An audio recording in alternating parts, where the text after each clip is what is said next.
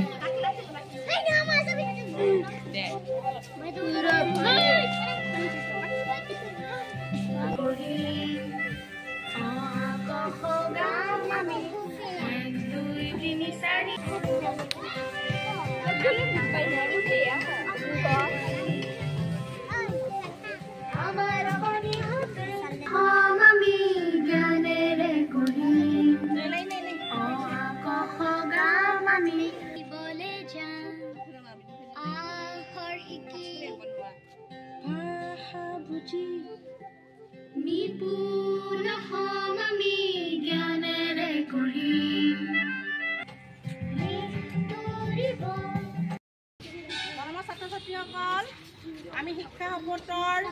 কাৰ্যসূচী আহি আমি আজি লাষ্ট আমি ইক' ক্লাবৰ জৰিয়তে আমি কি কৰিলোঁ চাফ চিকুণ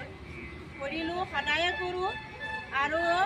আমাৰ ইক' ক্লাবৰ দায়িত্ব আছে কৰ্তব্য আছে বিদ্যালয়ৰ প্ৰতি তোমালোকে যদি দেশৰ একোজন নাগৰিক হোৱা তেতিয়াহ'লে সৰুৰ পৰাই তোমালোকে ঘূৰি যাব লাগিব কি কৰিব লাগিব তোমালোকে নিজৰ বিদ্যালয়খন চাফ চিকুণ কৰাৰ উপৰিও আমি নিজৰ সমাজৰ ঘৰৰ আৰু গোটেই দেশৰ প্ৰতি আমি কি কৰিব লাগিব স্বচ্ছতাটো বজাই ৰাখিব লাগিব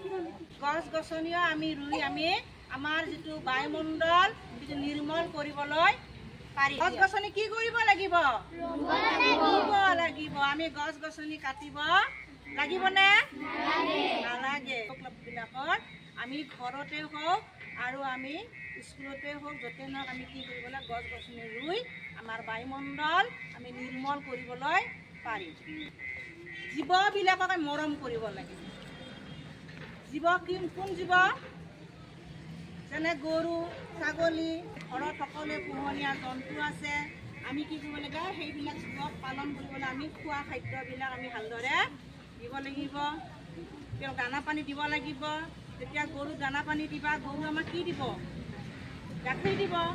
গতিকে পুখুৰীত মাছ দিয়ে নদীত মাছ থাকে সেইবিলাক আমি ৰক্ষা কৰা আমাৰ এটা দায়িত্ব আজিকালি কিছুমান মানুহে কি কৰে নদীত কি দিয়ে বিষ দিয়ে বেয়া বস্তু পেলাই দিয়ে সেই মাছটো কি যাব এসময়ত ধ্বংস হৈ যাব বহুত পৃথিৱীত জীৱ জন্তু আছে হাঁহ পাৰ আছেনে নাই সেইবিলাকো আমি সযতনে ৰাখিব লাগে ভালদৰে থাকিবলৈ এটা আমি বাঁহ সাজি দিব লাগে